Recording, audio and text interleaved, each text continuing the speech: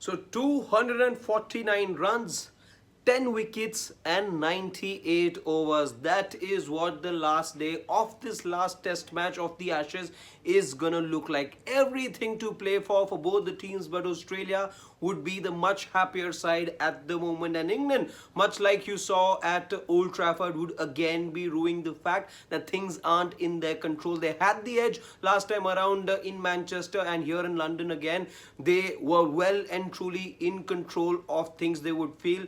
But then then came in the rains, a heavy downpour. Yes, there was a rain intervention that was expected in the day, but for it to become so big that there wasn't any play possible, well, that is something that even the forecasters did not know of. And as a result, well, you see now Australia having the upper hand in this particular test match. At the start of day's play, you thought that it was England who were ahead in the test match, but then Australia came back into the test match, helped by the rain, but not to take away the fact that their openers did a splendid job. 135 run stand from the Australian openers, not a single wicket loss, half centuries for the both of them, and Australia would feel now they have a big chance of creating history, something that they've not done since the year 2001, which is winning the Ashes away from home. The last time it happened was back in 2001. They've not been able to do that. They came close a couple of times,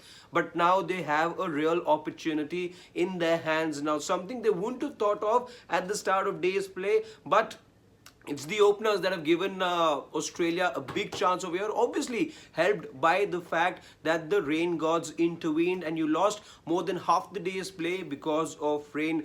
England, well, they would again be kicking themselves, but there's only so much they could do. But the England bowlers, well, I would say, also from a tactical standpoint, I think England missed out on a couple of things when they came out to bowl today. For one, I felt that Mark Wood was introduced too late. There were too many spin overs being bowled. Joe Root was the primary bowler that Ben Stokes turned to, but then Mark Wood with that X factor that we all know he has, which is his express pace, well, he was introduced only in the 33rd over of the Australian innings. So perhaps the introduction of Mark Wood being a tad late, but very well in control now Australia of this test match, and very good play as well from both the openers, not giving the Englishmen any chances in this particular innings, in the second innings of this test match. And as a result, now we now see there being a possibility of an Australia win as well, something which not many people were giving Australia a chance of. But then when Australia come back to the Oval tomorrow, they would be gunning for a win. They're not a lot of runs away now, and they would feel, given the fact that they've got all 10 wickets in the bag, that this is something that can be done. The good work's already been done. This is just about 249 runs away. It could be historic in so many ways,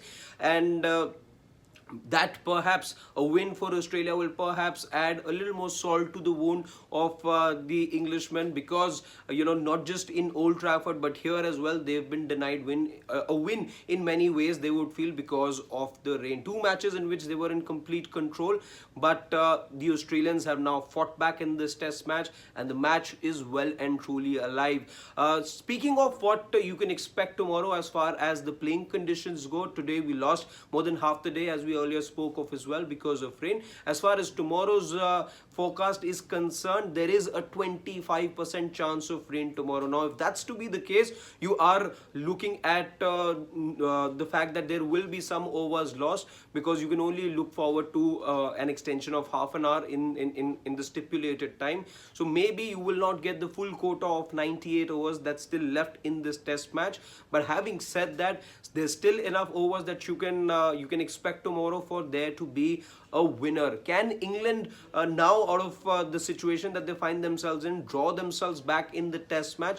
That is something we'll have to wait and watch. But 10 wickets lost in a single day, that is something we've seen in this very test match happen. So it can still be done. England would back themselves, as they have through the course of this wonderful Ashes series that we witnessed. But boy, oh boy, it will be very interesting tomorrow if Australia are to get those 249 remaining runs and perhaps make things worse for England over here.